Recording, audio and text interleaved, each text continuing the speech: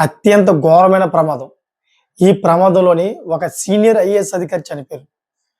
నిజంగా ఆయన ఏ విధంగా చనిపోయారనే విషయాలు ఇప్పుడు నేను చెప్తే 100% మీ గుండెల్లో ఒక భయం మొదలవుద్దిమాట.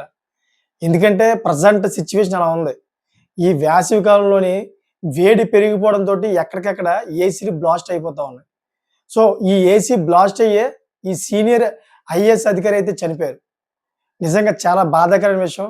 నేను అంతకుముందు ఒక వీడియో కూడా పెట్టాను. ఏసీలు పేలిపోతా ఉన్నాయి. మొత్తం కుటుంబం అంతా కూడా చనిపోయింది ఢిల్లీలో అని చెప్తే కొంతమంది పాజిటివ్‌గా అయితే దానికి కామెంట్స్ పెట్టారు. కొంతమందేమో మీరు చెప్పిందంతా కూడా ఫేక్ అని వాళ్ళ ఇష్టం వచ్చినట్లయితే కామెంట్ చేశారు. సో, ఇప్పుడు నేను సీనియర్ ఐఏఎస్ అధికారి చనిపోయారని చెప్తున్నా. అది ఫేక్ ఎందుకు అవుద్ది? అలా ఫేక్ చెప్తే గనక ప్రభుత్వం ఊరుకుంటదా? ఎవరైతే ఈ అధికారులు ఉన్నారో ఐఏఎస్ అడ్మినిస్ట్రేషన్ సర్వీస్ వాళ్ళు ఊరుకుంటారా?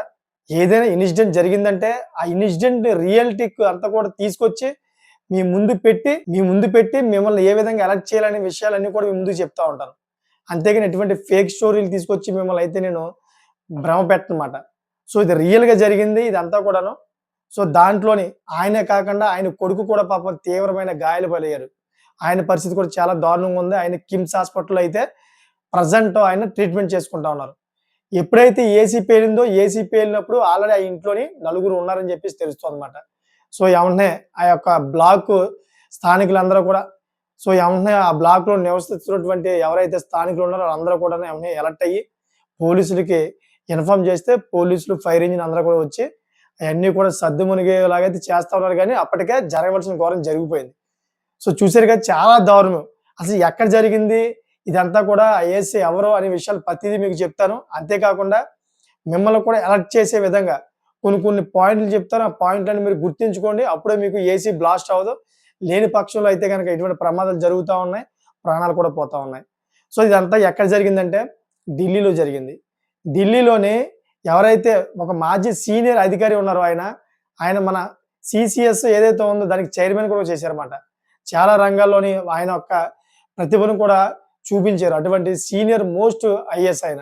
అటువంటి వ్యక్తి ఇప్పుడు ఏసీ బ్లాస్ట్‌లో చనిపోవడంతోటి అందరూ కూడా షాక్ గురవుతున్నారు.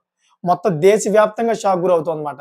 ఎందుకంటే ఏసీ వాడకంలోని ఇటువంటి పెద్ద పెద్ద అధికారులు తప్పుదం చేస్తున్నారా? లేక ఏసీలే సరైన ఏసీలు కావా? అసలు ఎందుకు ఇలా బ్లాస్ట్‌లు అయిపోతున్నాయని చెప్పేసి ప్రతి ఒక్కరు కూడా చర్చించుకుంటా ఉన్నారు. ఒక రకంగా ఆలోచిస్తే గనక అంతకుముందు ఏదైతే ఇలా వేసవికాలం వస్తదో ప్రభుత్వం తరపు నుంచే కొంతమంది అధికారులు లేదా కొంతమంది నిపుణులు కూడా హెచ్చరించేవారు. ఏ విధంగా అంటే విపరీతమైన హీట్ పెరిగిపోతా ఉంది. ఇటువంటి హీట్ సమయంలోని ఏదైతే ఎల్‌పీజీ గ్యాస్ సిలిండర్ ఉందో ఈ గ్యాస్ సిలిండర్ పేలిపోయే అవకాశం ఉంటది. ప్రతి ఒక్కరు కూడా తగు జాగ్రత్తగా ఉండండి చెప్పేసి అప్పట్లో హెచ్చరించేవారుమాట. ఆ విధంగా హెచ్చరించేవారు. కానీ ఇప్పుడు కానీ ఇప్పుడు ఎల్‌పీజీ గ్యాస్ సిలిండర్‌లు ఏవి కూడా బ్లాస్ట్ అవ్వట్ల. మనం ఒకసారి చూసుకుంటే ఏసీలు బ్లాస్ట్ అవుతాయన్నమాట. సో, మరి రీసెంట్‌లీగా ఒక వీడియోలో చెప్పాను. ఢిల్లీలో ఒక ఫ్యామిలీ అంతా కూడా చనిపోయింది. వాళ్ళు హ్యాపీగా వాళ్ళు నిద్రిస్తున్న సమయాన్ని ఒకేసారి బ్లాస్ట్ అవ్వడంతోటి మొత్తం ఇల్లంతా కూడా మంటలు వ్యాపించి వాళ్ళు తప్పించుకోలేని పరిస్థితిలోని దగ్గరగా 8 మంది దాకా చనిపోయారని చెప్పేసి నేను లాస్ట్‌లో ఒక వీడియో చేశా. దాంట్లో కూడా కొన్ని కీలకమైన విషయాలు కూడా చెప్పాను. మీరు ఏ విధంగా దాని నుంచి తప్పించుకోవాలి, లేని పక్షంలో అయితే మీరు చనిపోయే అవకాశాలుంటాయి. ఇలా బ్లాస్ట్ అయితే అని చెప్పి కొన్ని కీలకమైన అంశాలు కూడా చెప్పా. మరి కొంతమంది చూసారు, కొంతమంది చూడలేదనుకుంటా. ఈ వీడియోలో అయితే మళ్ళీ చూడండి. రిపీటెడ్‌గా చెప్తున్నాను. ఎందుకు రిపీటెడ్‌గా చెప్తున్నానంటే ఈ విషయాలని 100% మనం గమనించాలి. ఎందుకంటే ఈ వేసవికాలం ఏసీ అనేది ఎక్కడ బ్లాస్ట్ అయిపోద్దో ఎవరికీ తెలీదు. బయట విపరీతమైన హీట్ ఉంది. ఆ హీట్ వల్ల కంప్రెసర్ తిరుగుతా ఉంది. కంప్రెసర్ తిరిగి ఇది కూడా హీట్ అవుతా ఉంది. బయట చూస్తే ఇంకా డిగ్రీలు పెరిగిపోతా ఉన్నాయి. ఆ హీట్, ఈ హీట్ పెరిగిపోయి ఒకేసారి బ్లాస్ట్ అయ్యే అవకాశాలు ఎక్కువగా ఉన్నాయన్నమాట. అందుకనే ప్రతి ఒక్కరు కూడా కొన్ని కీలకమైన పాయింట్లు చెప్తాను. ఈ కీలకమైన పాయింట్లన్నీ కూడా శ్రద్ధగా వినండి. శ్రద్ధగా వింటే ఎంతో కొంత మీకు ఉపశమనం అయితే వస్తుందన్నమాట. ప్రెజెంట్ మనం ఏసీ వాడేటప్పుడు మనం తీసుకోవాల్సిన ముఖ్యమైన అంశాలేంటంటే ఏదైతే కంప్రెసర్ బయట ఉందో ఆ కంప్రెసర్ మీరు కొంచెం దాని మీద ఎండ పడకుండా ఏదైనా అడ్డుపెట్టి కొంచెం నీడ ఉండేలా చూసుకోండి. ఎందుకంటే ఆ పైనుంచి పడే ఎండ వల్ల కూడా హీట్ ఎక్కుతది. అదేవిధంగా మీరు కంటిన్యూ దాన్ని నడపడం వల్ల కూడా హీట్ ఎక్కుతది. ఎక్కువ హీట్ అయిపోయి అక్కడ ఏదైతే కండిషన్స్ ఉంటాయో అవన్నీ కూడా బ్లాక్ అయిపోయి లోపలికి ఈ ఇన్‌పుట్ ఏదైతే ఉందో ఇన్‌పుట్‌లోకి మంటలు వ్యాపించే అవకాశం ఉంటదన్నమాట. షార్ట్ సర్క్యూట్ అయ్యి. సో, ఈ విధంగా కూడా బ్లాస్ట్ అయ్యే అవకాశం ఉంది. అంతేకాకుండా కొంతమంది గ్యాస్ అయితే మార్పించరు. ఆ పాత గ్యాస్ ఏదైతే ఉందో ఆ గ్యాస్ తోటి అలా నడుస్తూ ఉంటాది. సరిగ్గా కూలింగ్ అవ్వదు. అయినా గాని దానికి డబ్బులయిపోతాయని చెప్పేసి కొంతమంది దాన్ని సర్వీసింగ్ చేయించుకుంటారు. గ్యాస్ గట్ట మార్పించరు. దానివల్ల కూడా దాని కండిషన్స్ అన్నీ కూడా బ్లాక్ అయిపోయి ఈ లోపల ఇన్పుట్ ఏదైతే ఉందో ఇన్పుట్ వైపు షార్ట్ సర్క్యూట్‌కి వచ్చి మొత్తం అంతా కూడా ఈ ఇన్పుట్ అంతా కూడా బ్లాస్ట్ అయిపోయే అవకాశం ఉంటదన్నమాట. ఈ విధంగా కూడా వ్యాపిస్తా ఉంటది. ఇప్పుడు 2 పాయింట్లు చెప్పాను కదా! ఇక మూడో పాయింట్ వచ్చేటప్పటికి కొంతమంది చాలా అతి పెద్ద తప్పు చేస్తుంది ఏంటంటే, ఏదైతే కేబుల్ ఉంటదో ఇంట్లోని, మన లైట్‌లకి, ఫ్యాన్‌లకి వాడిన కరెంట్ కేబుల్ ఏదైతే ఉందో, ఆ కరెంట్ కేబుల్ అయితే ఎక్కువ యూజ్ చేస్తా ఉంటారన్నమాట ఏసీకి. అలా యూజ్ చేయడం చాలా పెద్ద తప్పిదం ఇది. ఎందుకంటే ఏసీ చాలా హెవీ లోడ్ లాక్కుంటది.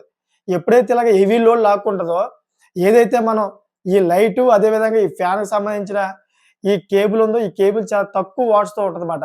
అది తట్టుకోలేదు. ఎక్కువ కరెంట్ లాగినప్పుడు ఎక్కడ కూడా షార్ట్ సర్క్యూట్ అయ్యే అవకాశం ఉంటది.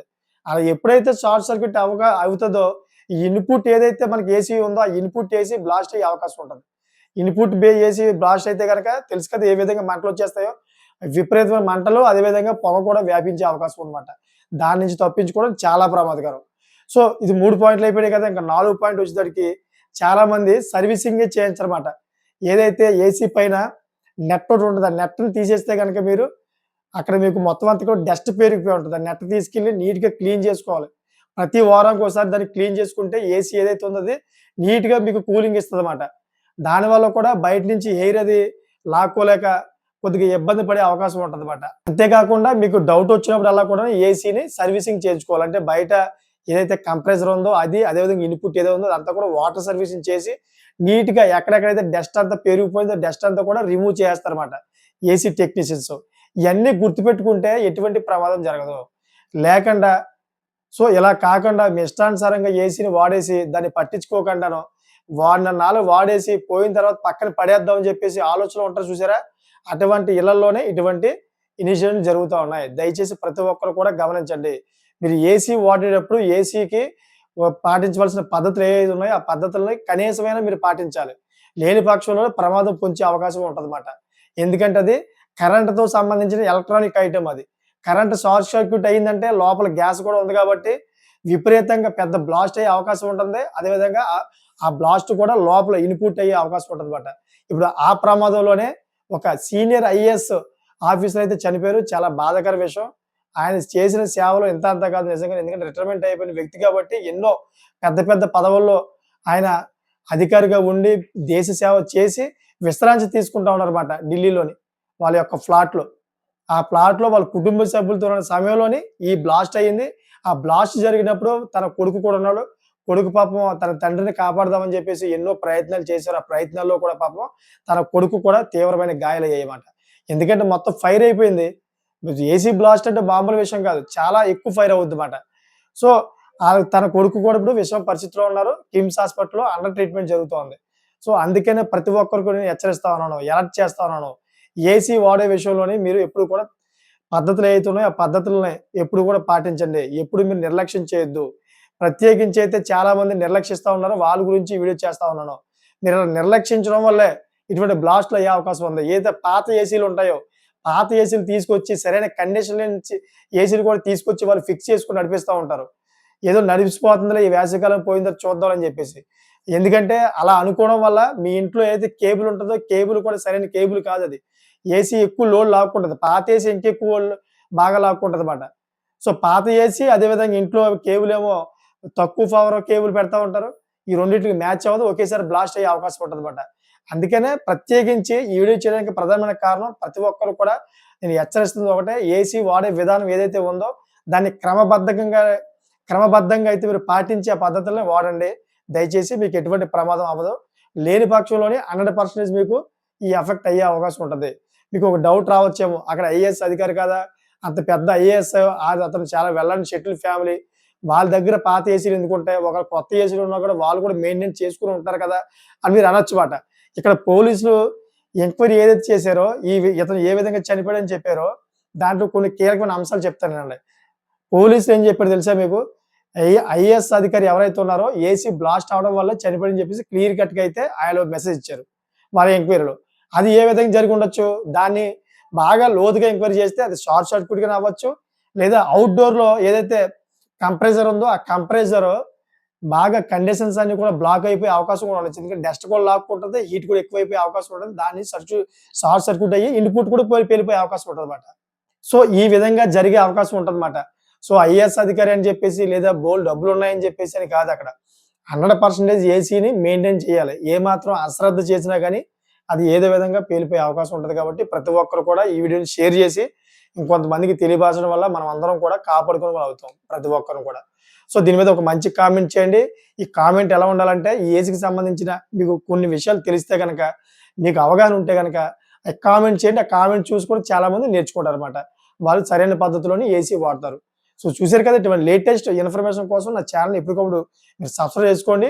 మీకు ఎప్పటికప్పుడు ఇటువంటి లేటెస్ట్ ఇన్సిడెంట్లు ఏవైతే ఉన్నాయో అయన్నీ తీసుకొచ్చి మీకు తెలియపరిచి మిమ్మల్ని అయితే అలర్ట్ చేస్తాను. Thanks for watching friends.